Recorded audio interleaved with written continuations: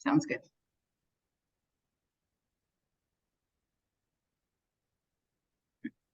Well, as people are entering the room, you see my little Labradoodle, Teddy. He's one of my best friends. And I'm probably in his top 3 best friends. That's pretty good. That's pretty good. In a family of 5? Yeah, but we have an empty nest because my daughter Sarah moved out a month ago. Oh, oh wow. It's so empty, and Teddy's been a little sad, but he's grown more attached to me, follows me all over the place.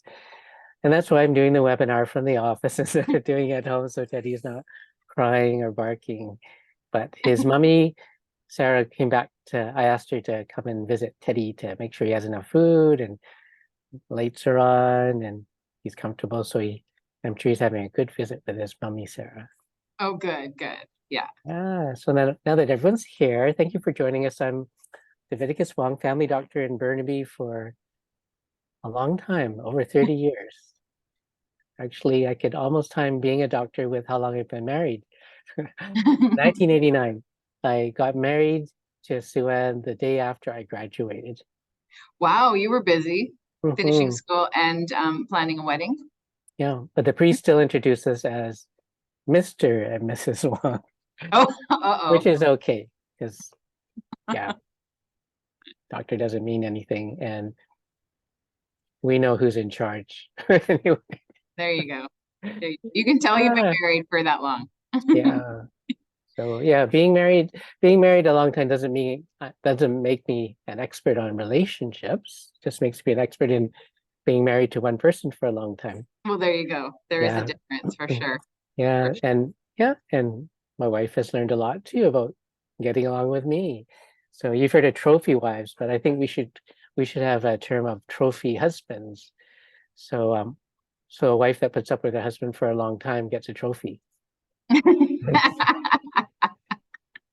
There you go. There's got to be a suggestion box for that somewhere. Yeah. So I'd like everyone to welcome Leona. Leona is actually our host, so she's like the backbone of our Positive Potential public education program. So a lot of you have communicated with her either virtually or even on the phone. So Leona does a lot of work in the Burnaby Division of Family Practice. So she has some important things outside of our talks to share with you just in the next few minutes. Great. Thank you, Dr. Wong. Really happy to be here. So we have there's several resources that we have here in Burnaby that are helpful for our doctors who are members and also for the public. So I'm going to share a few links in the chat. I'll highlight, sort of what they are. So if any are of interest to you, please grab them and favorite them and take a look at them a little bit later. The first one being our General Empowering Patients page that has a list of all of our upcoming talks. So we do have 2 more in the new year for this series, and also videos, recordings of our previous talks. So every talk like this one, we record them and I upload them the next morning. So if anyone's missed out, they can get a copy they can watch it. The next page that I'm going to link or I'm going to share is the Empowering Patients Other Resources page, which will include Dr. Wong's presentation. So there'll be a photo of Teddy there, as well as information sheets on each topic. So there's a lot of really good information there. You can download, print, share with your friends and family. The next is our Looking for a Family Doctor in Burnaby page.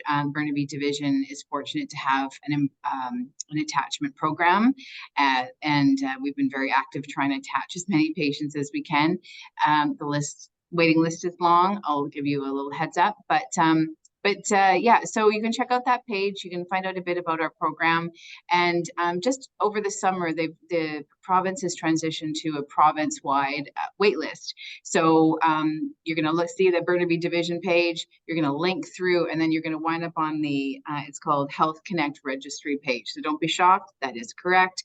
They're just combining our program with the provincial program. So it's still valid. You can still get added to the list, and we will try and find you a doctor or nurse practitioner in Burnaby. The next is our Primary Care Networks, or PCN website.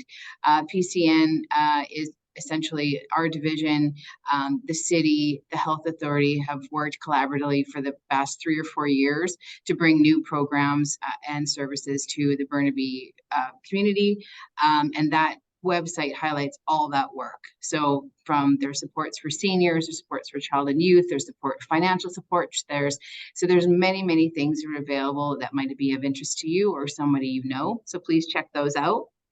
We do have another video sort of program called Doc Talks. So Dr. Wong has done a couple of Doc Talks as well as other physicians in Burnaby and on different topics. So I think the last one we hosted was in October, but recordings of all of those sessions are on that website. So check that out.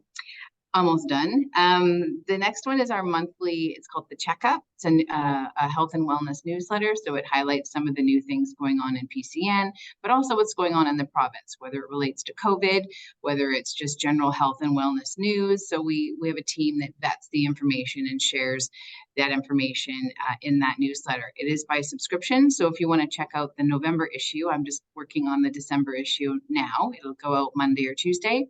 If you want to check it out and you find it interesting, you can subscribe at the bottom of it and you'll receive the issues going forward. That's called The Checkup. And the last link I'm going to share is the registration to our January 18th talk, and that one's on how to manage your hospital stay. Dr. Wong's got some really important information to be aware of to prepare you for upcoming hospital stays. So be sure to register for that, and hopefully we'll see some of you on January 18th in the new year. And that's it for me. Thanks, Leona. Yeah, that family doctor attachment program sounds almost like a dating app, but I think it works better than that, right? I hope so. I hope so. Yeah, having a family doctor is really lucky these days. So even if you have a grumpy old family doctor, it's kind of like being married a long time. You better stick with that grumpy old family doctor because you can't do any better these days. As I mentioned to Leona, I feel really guilty about leaving Teddy at home. The more I look into his eyes there. They're pretty haunting. I must say he has haunting eyes. Yeah, but I did go home at lunchtime just to take him for another walk and give him a rub. And it's funny, they share the same emotions we do, but they're actually more forgiving and just like totally, they never give up hope on us either. And they have the same hormones we do, so they love being petted, and human touch also releases that same hormone, oxytocin, that feel-good hormone, also involved in producing breast milk in new moms as well. So that human contact, human touch, or animal touch has powerful effects on well-being. So we'll talk about that. So I'll be talking about, as you probably already know, why relationships are so important, and also the huge health impact, physical as well as emotional health impact of loneliness, and the healing power of connection. And something new I'd like to share with you are the two ways that we see the world, because it can transform how we see one another and how you look at your relationships. We'll talk about how we create the stories of our life and how to transform them together, and 4 really important mindsets that really can inform how we relate. And when we keep these in mind, we can settle a lot of disagreement and draw us closer together and remind us of what really matters most. So we've survived the pandemic so far, and we learned a lot. You've all become experts on the value of masking, physical distancing. You learn so much about vaccines. You learn about variants and subvariants. So you never knew that you'd have a minor in microbiology and pharmacology, just from what we hear from the media and learn from our healthcare providers. But the most important thing we learned was really what matters most in our lives. And I think we really felt it dearly when we couldn't meet together. We couldn't get together for birthday parties, not even meeting up with old friends in restaurants, and even early on, not even meeting in parks in the early times. And many people are still quite distant and haven't seen loved ones for over 3 years. We realized that human contact, face-to-face contact really makes a huge difference. So that human connection, when we don't have that, we really suffer. We are really better together. But now that we've kind of come out of social distancing and not everyone's wearing masks, people are kind of lightening up. And we do know, we learned how important our relationships are. So kind of makes us wonder, why don't we invest more thought, time, and energy into these important relationships? I think it's because the rest of life kind of takes over. So important question to ask yourself now. You can think about pretty well anyone in your life, particularly your friends, any member of your family, your partner, neighbors, coworkers, or classmates if you're in school. If today was the last time you would see that person, what would you say to them today? And why don't we say that to each other every day? So Ira Byock was a palliative care physician, or is a palliative care physician, and wrote the 4 things that matter most. So spending so much time with people at the end of life, it kind of boils down to these crucial things we need to say to each other at the end of life. I love you, thank you, I forgive you, or please forgive me. So we never know when the last time we're going to see someone is. So it's nice to say how you really feel while we all have a chance. But the pandemic wasn't the only reason that we've become separated, and why loneliness is a huge issue, not just in Burnaby, but all over the whole planet. But particularly in urban society, it's like being in an ocean, but you can't drink anything. You're dying of thirst. And there's so many lonely people surrounded by other people in a crowded, busy city. And the people most at risk for loneliness and that sense of social separation are the vulnerable. So newcomers to our community, or newcomers to our country, those that don't have a network of family and friends, the people that are living alone, including the elderly, people who are speaking a different language than the majority, and visible minorities, even though if they're born here, like myself, sometimes, depending on the environment or how people treat us, we feel separated, different, and lonely as well. And because technology has replaced so many face-to-face meetings, people that don't have access or computer literacy aren't able to connect the way that we're able to connect today. And of course, the homeless, people that don't have a home and live at risk in the community. For financial or social reasons, they're very vulnerable and don't have a place to call home. So there are many in our midst that are especially vulnerable that we need to think about. And we'll talk a bit about what each of us can do if we're in the situation of feeling really lonely and isolated, and what we can all do to support people in our community that are isolated. And you might wonder, loneliness, why is it so painful? And why do people stay isolated when they're lonely? It's not like hunger or thirst, where hunger drives us to seek food and to eat if we're able to, and thirst kind of drives us to drink. The physiology and the psychology of loneliness actually makes us more separated and even can make us push away from social contact.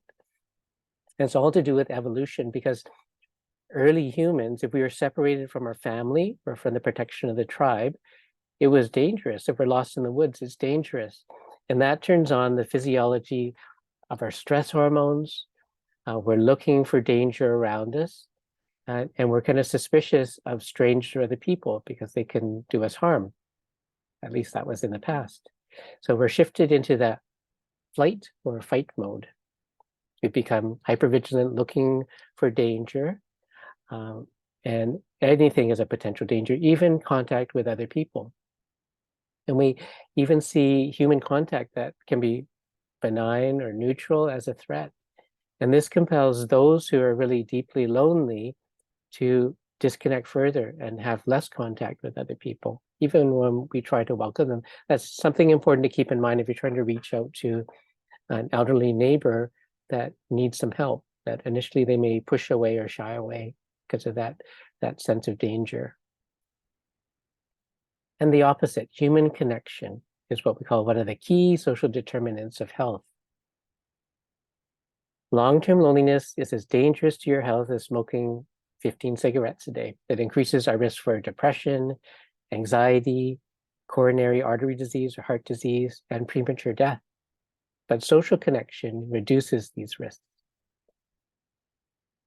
There are 3 types of loneliness and therefore 3 types of social connection. There's intimate loneliness or connection. So intimate loneliness is when you're longing for someone with whom you can share a deep bond where you can be yourself, felt, heard, and feel accepted just as you are. So that could be a really dear, deep best friend or your partner. Social loneliness is the need for genuine friendships, not like many of our Facebook friends that only show our best faces on Facebook, and then we're comparing that to our everyday faces and experiences, and we actually feel a bit worse. So real face-to-face, in-person friendships where you can, again, be yourself and feel accepted. And then there's collective loneliness, the need to feel a part of a community. We need all 3, the intimate, the social, and the collective sense of connection to really thrive in life, physically and emotionally. So how do we rescue ourselves if we are in a state of loneliness? One is to kind of recognize that physiology, how we feel is not necessarily reality, that because of our physiology through evolution, we have to realize that we are being super sensitive to danger and risk that may not be there, and realize that reaching out to other people, they can help us satisfy that needed connection rather than being a threat. And there are ways to seek out to be of service to others. So ironically, helping to serve others through big and small ways or through volunteer organizations is another way to reconnect and feel part of something bigger than ourselves. So local church groups or volunteer organizations, and check the Burnaby Primary Care Network, the website. Also, there's links from our Burnaby Division of Family Practice for those that are needing some help, making ends meet, finding food, and finding social connection. There's a wealth of resources there for you, or people that you can connect with that can be your navigators to reconnect in the community. But loneliness is actually a responsibility of every one of us, both individually and collectively, because we can make a big difference for those that are vulnerable and isolated in our community. So when someone new comes into your neighborhood or building, make an effort to welcome them so they feel that you see them as individual human beings and you welcome them to the community. We knew during the pandemic, during the heat waves, that we do need to check in on our elderly neighbors who don't have family members or others checking in on them to make sure they're okay, that they're keeping cool, that they're okay. And small acts of kindness can make a huge difference, and it's the first step towards greater connection. So even a smile, kind word, saying hi to people, those are great icebreakers to strengthen the connection and reconnect with someone in your neighborhood, community, or at work that may feel isolated or alone. And it's really important to be non-threatening, to meet others where they are, to be there, to listen to their stories, to their points of view, and understand why they might feel a bit fearful or suspicious. So there's a big spectrum of our relationships, and actually they're all important. Most of us think about our closest relationships, our core group of friends or our family. These are the strong ties. But we have weaker ties on the other end of the spectrum, and a lot of people in between. So the weak ties are people that you encounter throughout each week. Maybe you don't even see them every day. It could be the barista at Starbucks. It could be the people the security people at your community center or your building, or the janitorial staff or the bus driver, people that you see fairly regularly, but you may not even know their name. But weak ties could be a great resource or important part of your sense of social connection. like a casual, friendly conversation that's been shown to improve the mood of both parties. Just gives them a little bit of a lift. That's kind of a natural thing, part of our evolution. And over time, you may develop a bit of rapport and rhythm in how you interact with one of these semi-familiar people as you get comfortable with one another. I see that all the time. I go to the pool every day, community centers. So familiar faces, so you always greet each other and mention if someone's coming in later than usual because they had to walk the dog or some other reason. And it feels comfortable. People acknowledging your presence, greeting you with a smile or a good morning. Just that light conversation is a great way just to acknowledge one another as human beings and not just bodies in the way of getting to where you want to go. And weak ties, just this casual conversation can be a source of great new ideas as you learn to see the world from a slightly different point of view. You can learn new things, you can know what's going on in the world, you can learn about aspects of the news from a different cultural perspective. And some people even get job opportunities from these weak ties, because people that don't share your work life or home life or culture, it's another source of information and connections that you don't normally have. And I like to acknowledge other people when I'm in an elevator. Most of the time, people, if they have a phone with them, are looking at their phone as soon as they get onto the elevator. And it seems fewer and fewer people are acknowledging or making eye contact with one another. So if it's safe to do so, I really encourage people to acknowledge each other when someone comes on the elevator, make some light conversation. You can always talk about the weather. And it's nice to acknowledge people that you walk by in the hallway, even if it's a total stranger, as long as your spider sense isn't tingling that it could be dangerous. Most of the time, people just like to be acknowledged, and it makes us feel good. And relationships, even our core relationships, change over time. Like my kids have grown up, and as I grew up, I noticed the transformation of that parent-child relationship. So when I was a toddler, just like when my kids were toddler, well, dad was so wise and mom was so wise and they knew everything and we were dependent on them. And then somewhere when we became teens, we became super smart and smarter than our parents, and they seemed very foolish. And then sometime in my 20s, my parents suddenly got smart again or wise again. So there's kind of an evolution. And as my kids used to be just like my puppy Teddy, jumping into my arms as soon as I came home. That was a wonderful time. And I really have treasured memories at that time, but I also love seeing them growing up and growing in their independence and discovering their own interests. And although it's kind of sad now that we have an empty nest with all three kids moved out. And when they're in their teens, some go through the teens pretty smoothly and some not so nice. So one of my kids, there's one tough year when he was a teen, and the meanest things anyone said to my face, I'm sure people say bad things behind my back, but the meanest things I've heard said to my face were said by my son during that 1 year when he wasn't quite himself. And now he's a wonderful young adult and one of the most generous people I know. In fact, he reminds me of my mom. So it's nice to see that evolution, and as our kids grow up, as we grow up, and change in perspective, and how we grow up together and our relationship strengthens and gets deeper. And so how we see one another and how we relate change. And if we work together and keep a good perspective and continue to learn throughout the whole lifetime, then we evolve and grow together. And relationships don't end with death. So my mom passed away 20 years ago, but she was my model of someone that really lived by her moral compass. She would always do the right thing, even if it was the most difficult thing.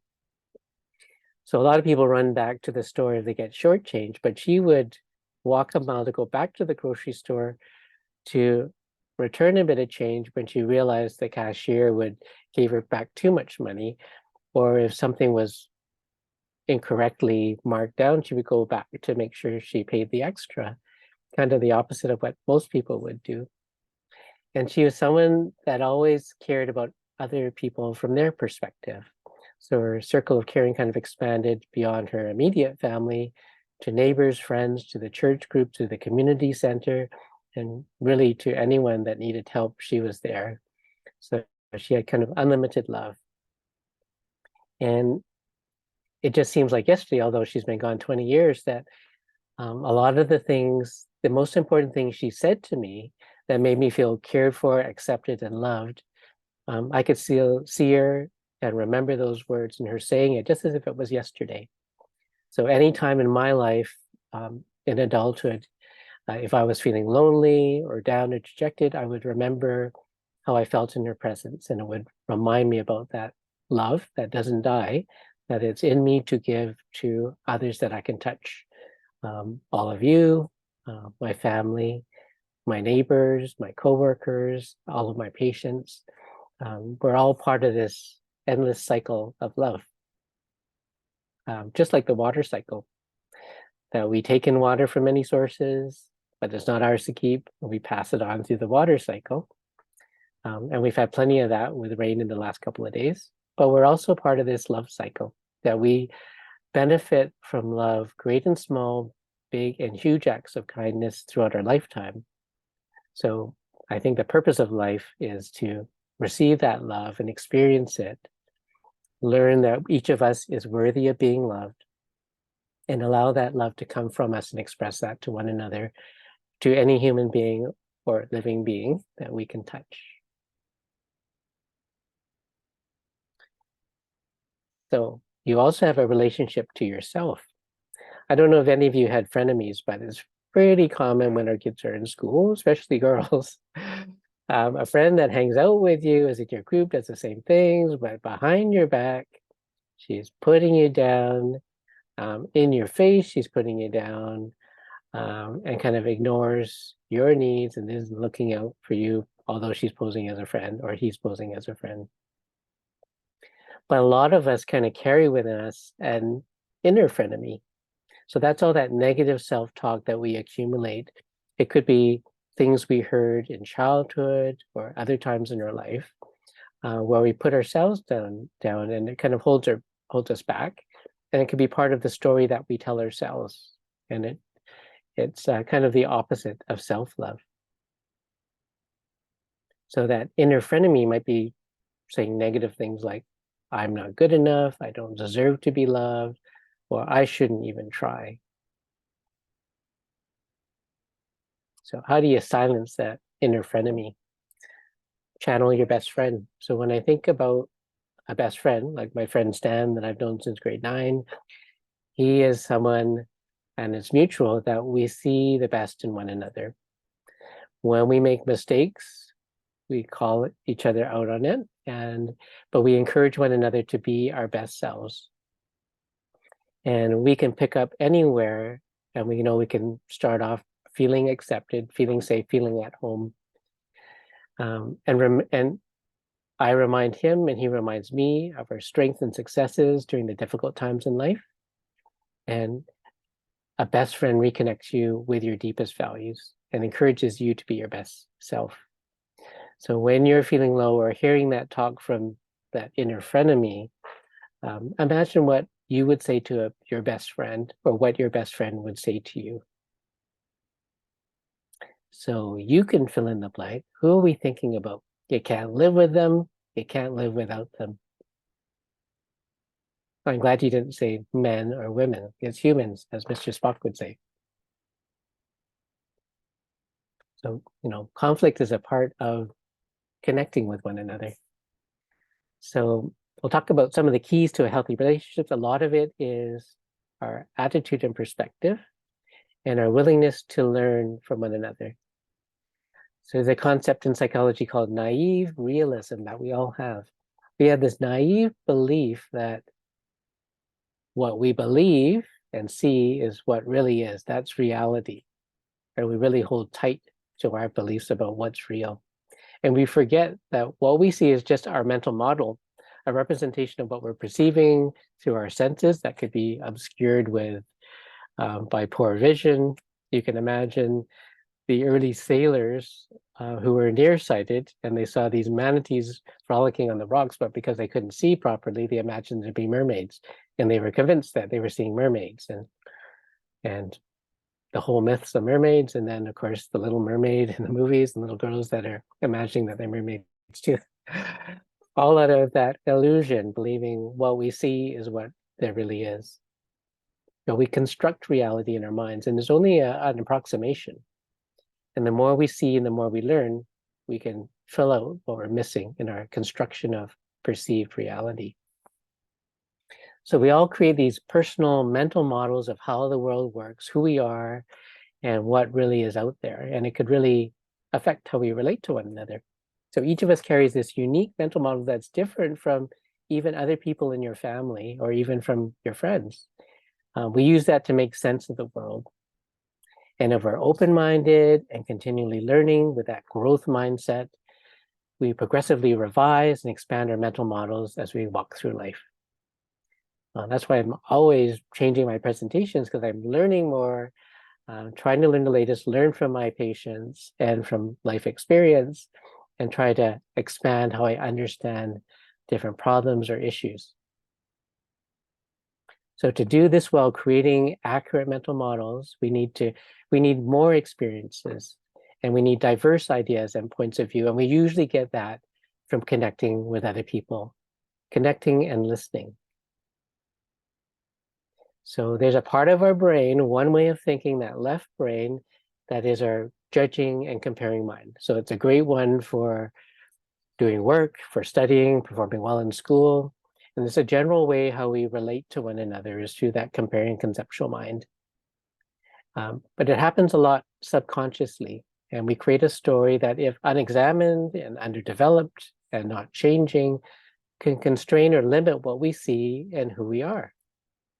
And if we accept the restricted stories that may have been handed down to us from parents, relatives, or experiences, our take on reality limits our understanding of the greater world and our relationships.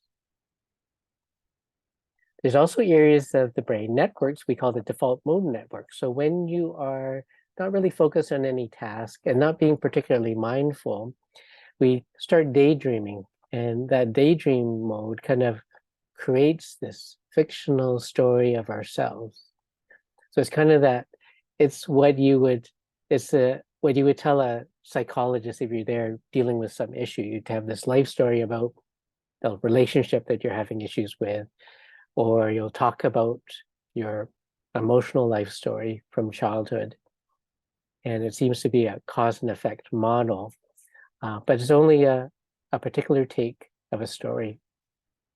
So one of my favorite movies that I just saw again for like the 1000th time this past weekend while I was working on medical tasks on my computer was It's a Wonderful Life. I encourage you all to watch it if you haven't seen it in the last year.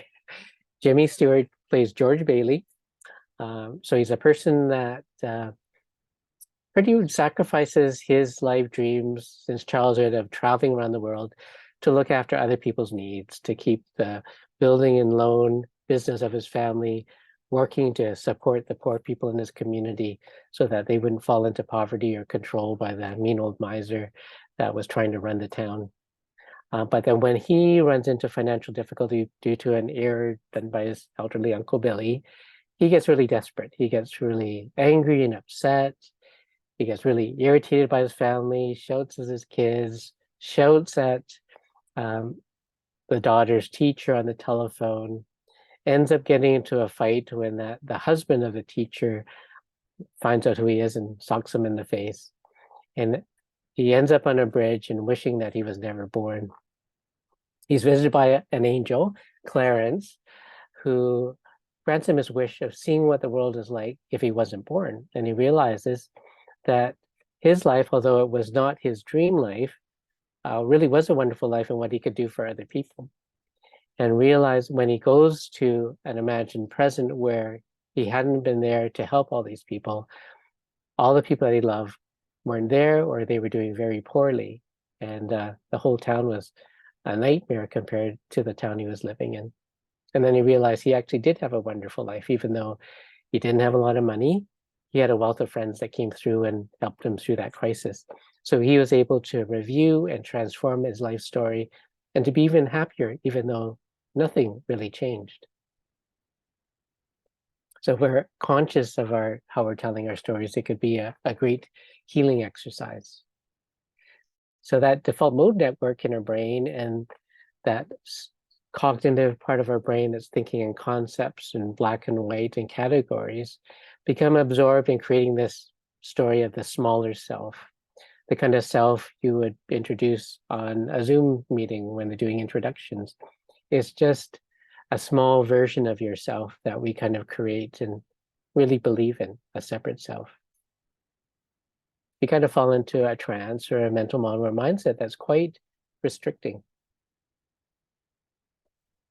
And in that default mode, in this myth of that separate self, we accept a lot of incorrect beliefs about ourselves, a lot of things that kind of come up in that inner frenemy that's giving you that negative self-talk, those put downs that may have been originated from other people, but you can continue to say to yourself.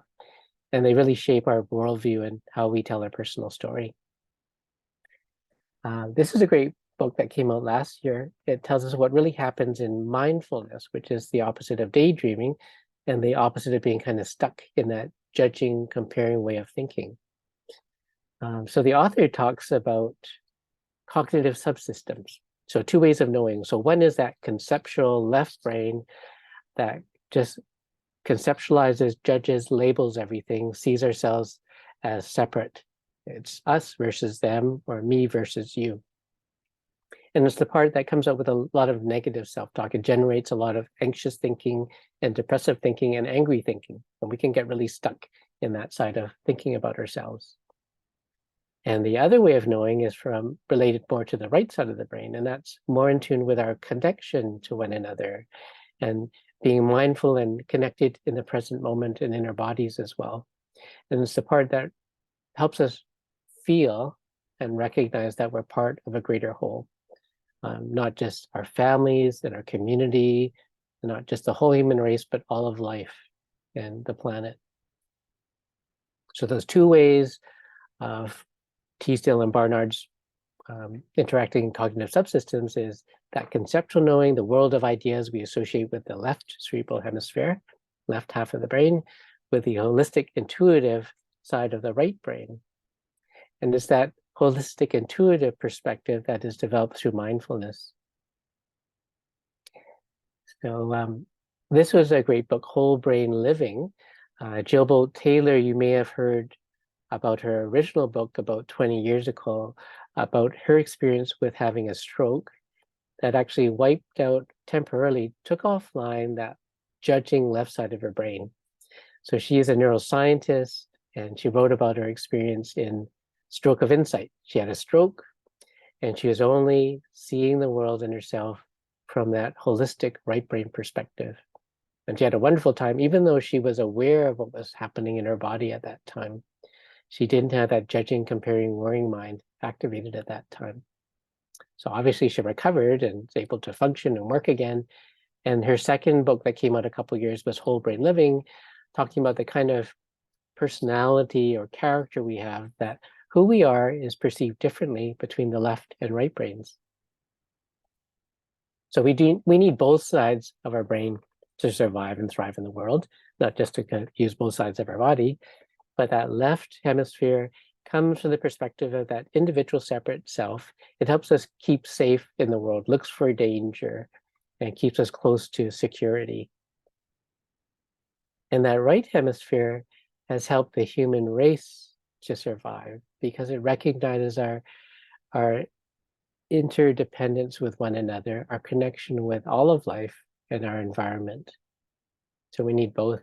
And we definitely need that right hemisphere connected, holistic way of thinking to feel happy and connected to other people. So the habits of thought, belief, and action of the left brain, we can transform that from the perspective of the right brain. And a lot of the times that we're in conflict is because of the arguments and that separate self, that ego created by the left side of the brain. And it can be transformed if we have that more holistic, connected perspective. So we continually expand our mental models.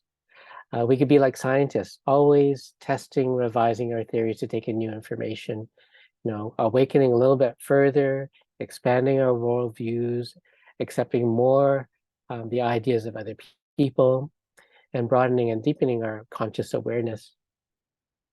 So we're continually writing and rewriting our life stories and our mental models to be more inclusive and more connected. And the key to better relationships is an enduring drive to understand, not only to understand the whole world, but to understand this other person, their point of view and their experiences, and to hear their story. And we can write our stories together.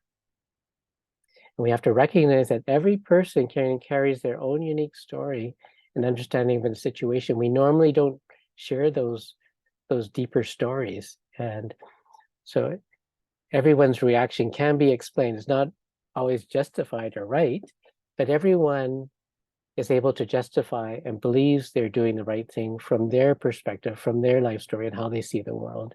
And if we can take a look from their perspective, we can better understand the individual and come to a more harmonious relationship. And part of that worldview is we're actually playing by different games all the time. So we imagine how the world works. And the way that most people think about life is from the perspective of that separate ego. And that's the judging, conceptual left side of the brain. So most people are kind of engaged in this competitive win-lose game. You have to beat somebody else or come up ahead, or your family has to be better than the neighbors, or some other competition. It's always judging and comparing, that way of thinking. And then in the end, with that win-lose game, we never win at the end, because all the things you might win, like prestige, status, good health, fitness, a house, car, beautiful family, all of those things will change over time. We become older, we have accidents, we have illness, and we can't hold on to everything all the way to the end of life or beyond the grave as well. The alternative is the infinite game. So this is in both psychology as well as business. So there are companies that are just out there to beat the competition, but there are some more enlightened CEOs or companies where they're there to improve the experience of customers, but also to raise the bar, to raise the quality and the service of their industry. And they will share things like patents or ideas with what would be called their competition, just to improve just the quality of what's provided to others. So the infinite game is not just business, but it's another way of looking at the world. And it's the perspective of that holistic, intuitive, connected part of your mind. It's the alternative to the win-lose game. And the goal in the infinite game is to keep on playing, for the world to survive, for societies to survive, to the relationship to last. The goal is to keep on playing, so we all win by working together. And the cycle of love that I talked about, that's illustrated by my mom, and how I see the meaning of life, is really an essential part of that infinite game. And that's the game that we should all be playing, because we all win. Now, with all relationships, of course, conflict and disagreement are inevitable. As Mr. Spock would say, humans, you can't live with them, can't live without them. Because what's really conflicting is our unique mental models, how we see the world. So if you're playing the win-lose game, you try to win the argument or get your way. And this is really important in all relationships, at work, with friends, with frenemies, with your neighbors, with anyone you interact with, but really importantly in your relationships at home. We shouldn't be playing that win-lose competitive game or comparing competition. We're there for the relationship, for one another. We should be playing the infinite game. And the goal should be to seek to understand the other person, their perspective. And by understanding, we can expand our personal perspectives and allow our mental models and stories to grow. And so we need this psychological principle of conversational receptiveness. Because when we're in an argument, sometimes the goal seems to be to express our point of view and to put down the other person's counter arguments. And often when you're in that kind of a debate, you're listening to figure out how you're going to answer that other person's point of view. But what we ought to be doing is listening actively to first make the other person feel heard. And we need to visually show the other person that we are engaged with their point of view by showing that you're open to another point of view to understand, and kind of highlight where you both agree, the points that you both agree upon, and acknowledge and restate the other's point of view just to make sure you got it right. So when someone sees you and hears you respond in that way and being open to their point of view, then that's the place that we can collaborate. And then the other person becomes more receptive.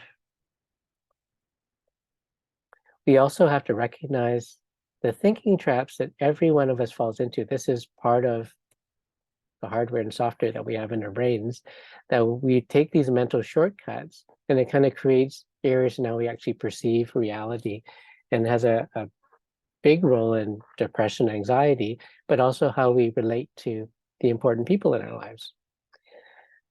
That left brain, that judging brain, because it's needed for survival, was built to have a negativity bias, meaning it focuses on the negative in yourself and others and the environment. It makes sense, so you can pick up on danger. You can pick up on someone that's a threat. You can pick up on negative things on yourself so that you can just think, so you'll fit in with the tribe and fit into the community.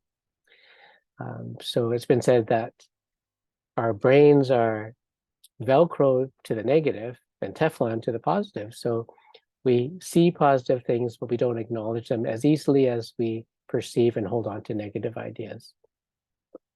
In fact, some scientists say that it's a ratio of 5 positives that we need to have, either thoughts or words that we hear, to balance out with 1 negative thought or statement that we hear.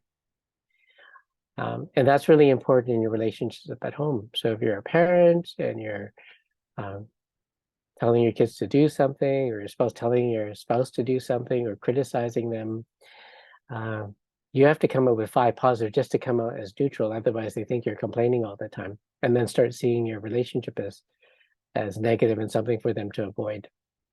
So be aware of that, and also be aware of your spouse might be giving you 2 compliments for every constructive feedback that they give you, but we'll hear more of the negative. So we need to pay more attention to the positives that come out and emphasize those. So other cognitive biases or thinking traps include mind reading. So that's where you look at a situation, someone has done something, and you make an assumption of what their motivation was. So really believing that you really know what the other person was thinking when they said that or when they did that. Some examples are, I know why she hasn't called me.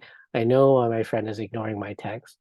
I must have done something to irritate them, or she did that just to hurt me. So those are examples of our thoughts when we're falling into the trap of mind reading.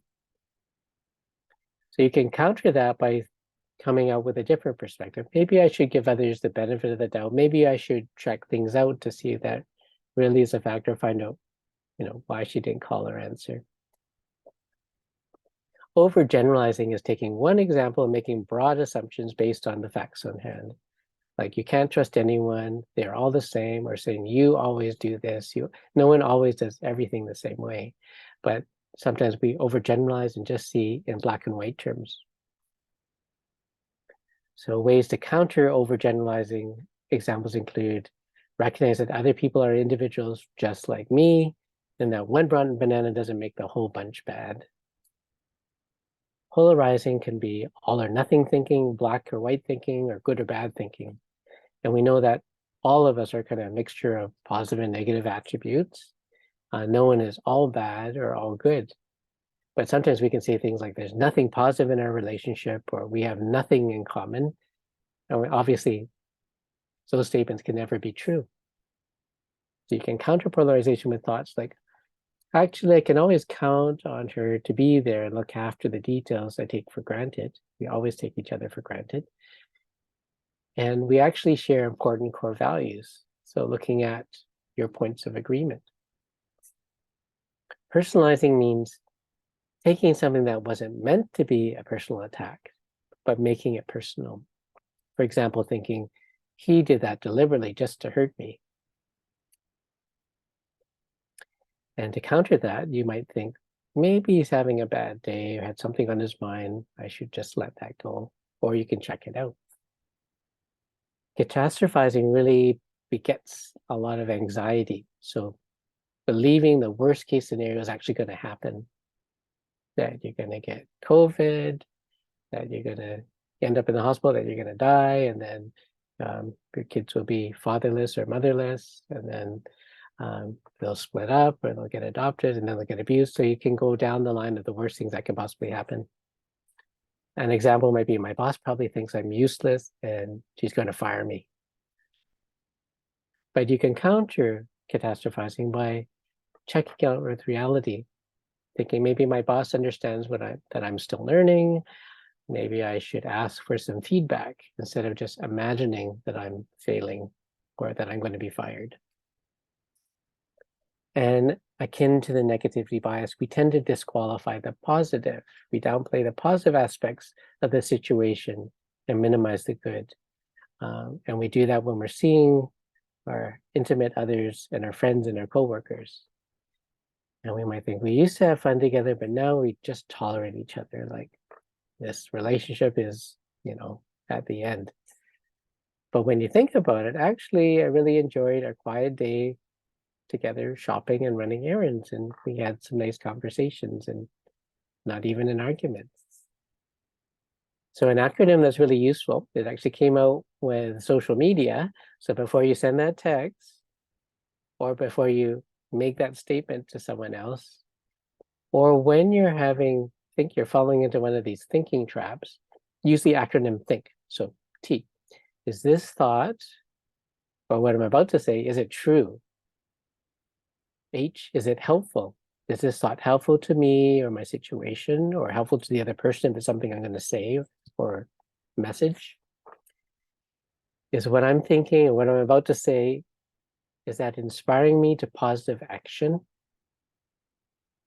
And is it necessary? Is it necessary to be thinking this out? Is it necessary to be saying this to the other person? Is this thought meeting my needs, or is this meeting the needs of the other person? And finally, kind. Is this thought kind? Or is what I'm about to say, is it a kind thing to do and say?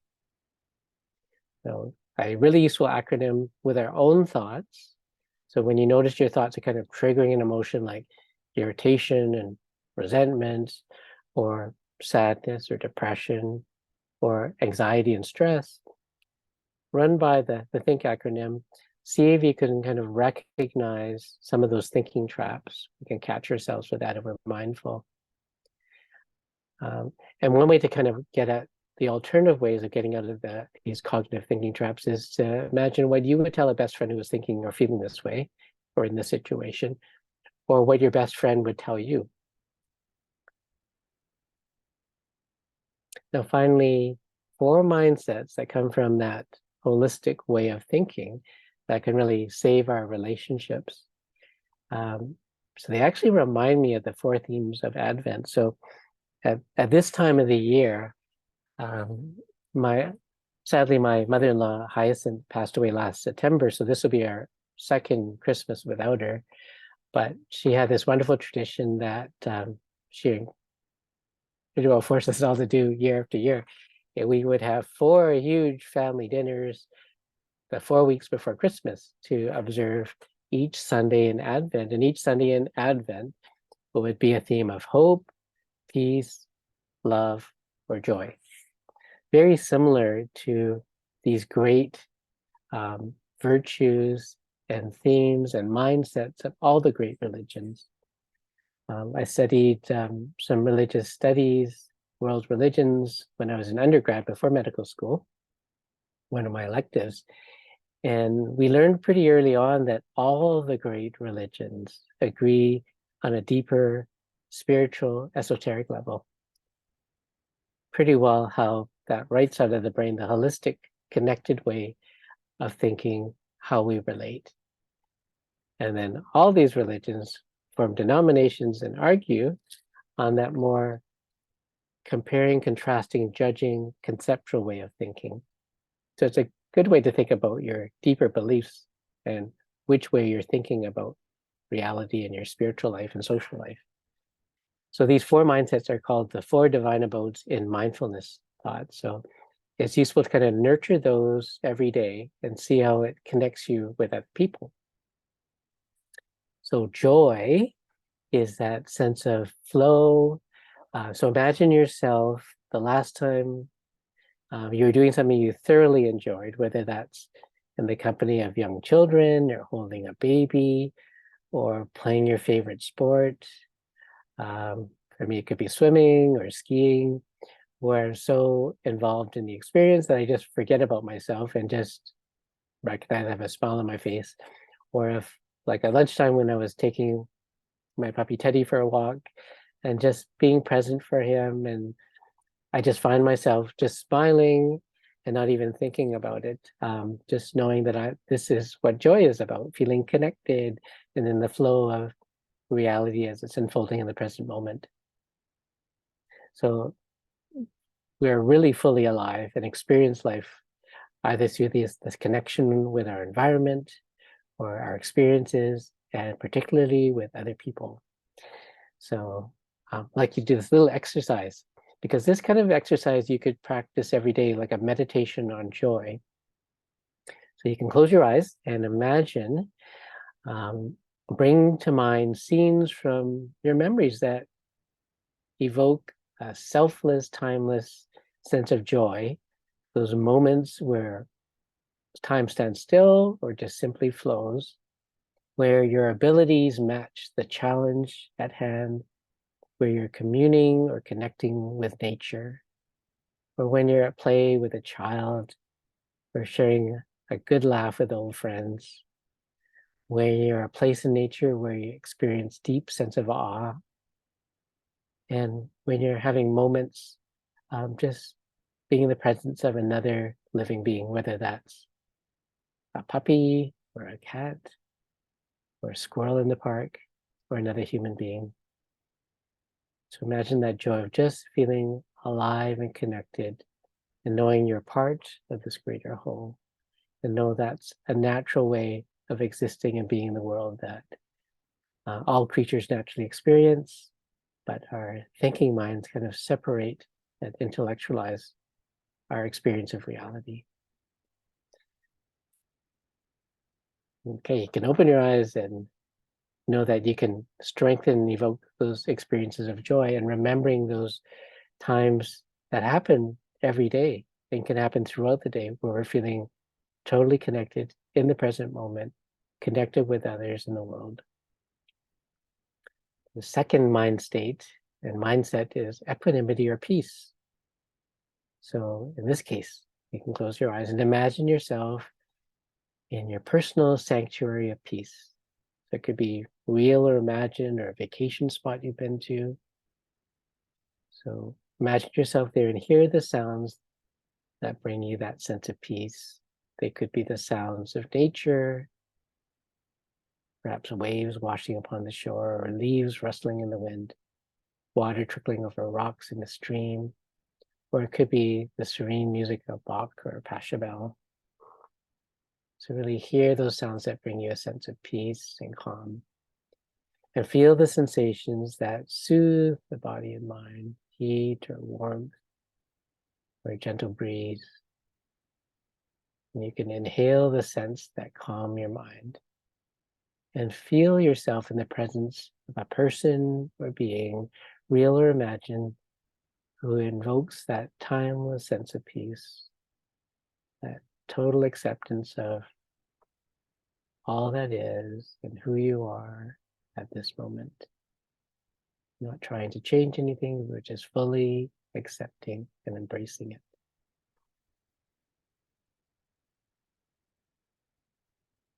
And open your eyes, because this is the feeling we want to evoke when we're feeling agitated, stressed, or in conflict we're feeling really strong emotions, to take a step back and remembering what it feels like to be at peace, because our left side of our brain, our judging, comparing mind, could get really caught up in the situation, but we always have this quality of the holistic, connected side of your brain to balance it out, to give you a different perspective on what those thoughts are creating on one part of your mind. The next mind state is metta, or unconditional love, or brotherly, sisterly love. So it's called agape in Greek, Christian Greek belief. And in this case, feel yourself in the presence of a person or being who accepts and loves you just as you are. And see yourself connected to the universal cycle of love, accepting the love you've received throughout your life and sending that love to all whom you know and to all living beings, including yourself. So just remembering what it feels like to be in the presence of someone that just loves you and accepts you for who you are. And imagining being in the presence of someone that you simply love unconditionally, just as they are. And feel that love being received, and feel that love welling up inside of you and just pouring out from your own heart. And that love is there when our thinking, comparing mind is judging others or judging ourselves too harshly or critically. We need to shine that unconditional love of a best friend or a loved one or a kind parent onto ourselves and on the situation, on that other person. And finally, compassion. So recall being in the presence of someone who understood your suffering, accepted you just as you are, with your qualities and with your imperfections, and feel lifted up by caring words and actions. So remember a time where you felt this way, or when you felt that way for someone else, when you recognize the suffering and deep vulnerability of another being, and you are able to express that deep, deep caring. So this is a wonderful mindset to bring to mind when you're being hard on yourself or being hard on someone else that has apparently done you wrong. To have some compassion for their suffering that we may not fully understand in their secret story. Being human, we all make mistakes. We all have suffered trauma and loss or dreams that have not come true. But we all have this great nobility and this love and this compassion to shine upon ourselves and to share with one another. So I think we can awaken more fully and really enhance our relationships by evolving our mental models of how we see the world, really informed by these kind of divine mindsets: love, joy, compassion, and peace. And just like scientists are always changing their theories and models, we are awakening from, the trance or illusion of limited worldviews. And ultimately, every life story is really a love story. And we each do live a wonderful life when we look at the people that we can connect with, the people that have helped us, and the people that we help, and the people are weak ties and strong ties in the past and present that have enriched us just by being who they are and doing what they have done. Okay, so that's the end of the formal talk, but I'd really like to welcome any questions from the audience. I really miss doing this live. I wish I could see all your faces. I wish I could talk to you after the talk. I really miss that. And we're hoping to arrange some in-person talks soon, because I really miss that really human connection. I really thank each one of you for being here and taking the time, and hopefully reaching out to people in your life or your community that may be suffering from loneliness. And there's always organizations that you can encounter through the Primary Care Network. check the Burnaby Division website, where you can volunteer, or you can help out. I know Leona does a ton of volunteer things for our community beyond what she does for the Burnaby Division. So thank Leona for being a great role model for us as well. Thank you.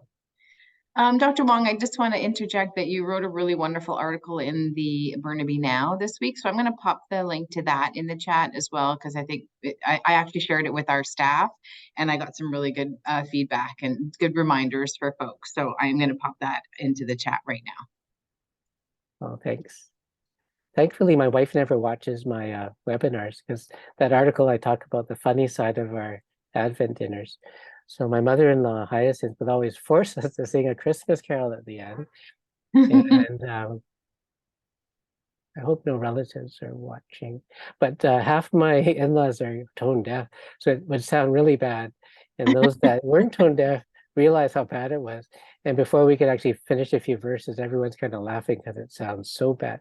So bad. It's like karaoke with so many, like 50 people, without enough music volume to drown out the other two out of key singing. And then in the article I wrote about my niece, true story, my niece brought a new boyfriend to the Advent dinner. Kind of foolish and naive, but she was just really young then. But she did beg us not to sing, but we sang anyway, and they eventually broke up. I don't know why, but that could have played a role. But thankfully, she married a really fine gentleman who accepted that tone deafness could be hereditary and embraced it. That's great. I love that. So yeah, I guess if anyone has any questions, nothing's been populated into the chat, so I think everyone's just paying attention to your talk. So does anybody have any questions? You can put your hand up. You can yeah, you can again just pop it into the chat, and Dr. Wong and I can see those questions. Now's your chance. Well, while you're waiting, I'll tell you a few early things I learned in marriage was one man's treasure is junk to his wife. So I have to warn every newly married man, if you have like a comic book collection, you better put that like in the safety deposit box, because it could be gone to Big Brothers or Diabetes Canada. I've heard that before. And yeah, I always learn so much for patients. So I had this wonderful elderly couple, and they would come in a day separate. So the wife would come in for annual checkup, and then the husband the next day. And then she would tell me things she wants me to check up on her husband. She would say, can you check Bob's hearing? The hearing aids don't seem to be working. So I said, okay, I'll check that out with him. So I said, so Bob, how are your hearing aids working? And he said, they work great. I just turn them off or take them out when I want peace and quiet. True story. They're so funny. Never works. Yeah, and just the other day, actually just last week, husband and wife came in for their COVID and flu shot. So I told them, well, we'll give you a flu shot in your left arm, so you should roll up that sleeve, but we'll give you your COVID shot in the right arm. Because he was left-handed, so I want the likely to be the more sore arm to be the non-dominant arm. So his wife proceeded to repeat the instructions to him. And then he said, see what I have to put up with? And I said, we all have to put up with that. And if you have a GPS, it's like having two wives in the car at the same time when you're driving. Oh my gosh, that's so good. Yeah, one of my patients was getting so frustrated because the wife kept leaving that light on even after she left that room. So he always was so frustrated, got him so mad. And I said, how would you feel if something happened and she was gone, you never saw her again? And then you walked into that room and the light wasn't on. You'd probably miss that light being left on. Yeah, and then he didn't complain about it again. Oh, there you go. I thought that was going to go the other way. No, he didn't divorce her just to get the light off. So the things that really irritate us about people that we live with are the things we miss when they're gone. I agree. Yeah. And I've experienced that firsthand. So it is really powerful if you think about it in those terms. Yeah, my partner's probably still working in the other room, so he's not watching the webinar. But he always leaves his big blue bowl in the sink for someone else to clean. But if he were to retire or something bad were to happen, I really miss not seeing that big blue bowl in the sink. Right. Yeah, Although for on sure. other days it really is quite irritating because someone else has Um, to clean it up. yeah. So Leah, how else can I access Dr. Wong's article that he wrote for the Burnaby Now? I'm too tired to read it now. You can actually, if you click on that link that I shared, it should open up in a browser for you, and then you can just favorite it or email it to yourself as a reminder. Once it opens up in a separate browser, then yeah, that would be my recommendation is either to add it to your favorites or email it to your, that's what I do with links. And then when I'm going through my emails, it reminds me that I have something to review or read or something. So Yeah. let me know if that works. Yeah, you could also look at my website, WordPress site, because I have a lot of my articles there. So that one particular one is there as well. So davidicuswong.wordpress.com, or you could just Google my name and Burnaby Now, or Google my name and 4 mindsets for happy holidays. Right. And then Lucy, is it true that I guess MSP doesn't pay for doctor physical checks anymore? It actually never paid for routine physicals. And the reason is the routine physical, when there's nothing wrong and no symptoms, has not been shown to be of value as a periodic exam. So it should really be based on age, symptoms. So people that have diabetes or other chronic conditions like heart failure, they do need complete physicals because there's repercussions in all systems of the body. So you could look back on our Empowering Patients page. It actually talks about the questions we ask on complete physicals, like for people with diabetes. It goes through the review of symptoms. So that's really important to kind of go through since doctors don't do routine physicals. And there are physicals like people do for driving. That's not covered by MSP either. Physicals for employment, that's not covered either. But you should ask your doctor, with my age, my family history, my gender, what things should I be checking out? So we actually have on our website for an Empowering Patients talk, we have the resources on what screening tests you need at different times. So we have a video on that, video on the review of systems, the questions and the symptoms that should prompt you to visit your doctor. So if you actually pay attention to that, then you will know which symptoms to see the doctor for, and you'll get the appropriate part of the physical exam. Right. So our final talk of this season is February 29, 2024, making sense of symptoms and screening tests. So that one's coming up. But in the meantime, yeah, we did do that particular talk on March 31st, 2022, and the recording is there if people want to check that one out. And if you want a preview of what I'll talk about, just in case you have to go to the hospital before January 18th, I did some kind of funny, silly videos at Burnaby Hospital, and that's also on our Empowering Patients site. So I'm dressed as a patient, dressed as a doctor, telling you how to figure out who's in charge, how to get your wishes. So the hospital is a funny place. That's why the other name for that presentation is The Lonely Patient's Guide to Hospital Land, as if it was like a tour guide telling you about the natives, their habits, the secret language they speak. What's a cold blue? What's a cold yellow? What's a cold brown? So a lot of useful information, kind of insider scoop on how the hospital works and how to be the advocate for yourself or how to be an advocate for your loved ones. So you know who to talk to, what to ask, and what information you need to make informed decisions. They'll be really informative.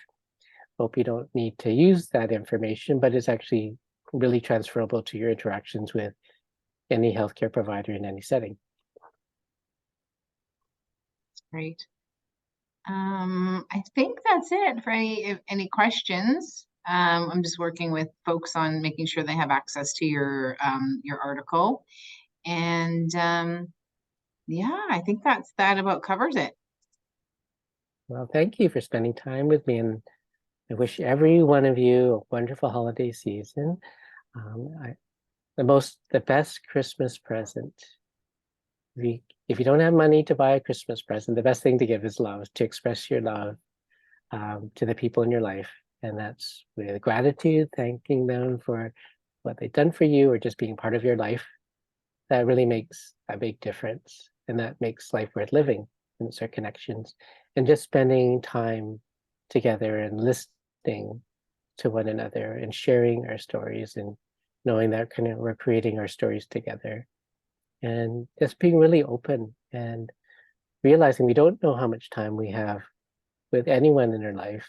The weak ties, the strong ties, our loved ones, our best friends, our casual friends. So make every moment matter, because all the rest is extra and doesn't really matter in the long run. Yeah, that's exactly right. Very true. It's a good reminder for me personally as we go into the holiday season. Yeah, we all get kind of caught up in the hustle bustle and Yeah. cards and presents and shopping and then the hassle. And so yeah, look at the talks on mindfulness and mental health strategies, because you need that when you're dealing with traffic and weather and long lineups and things not being around.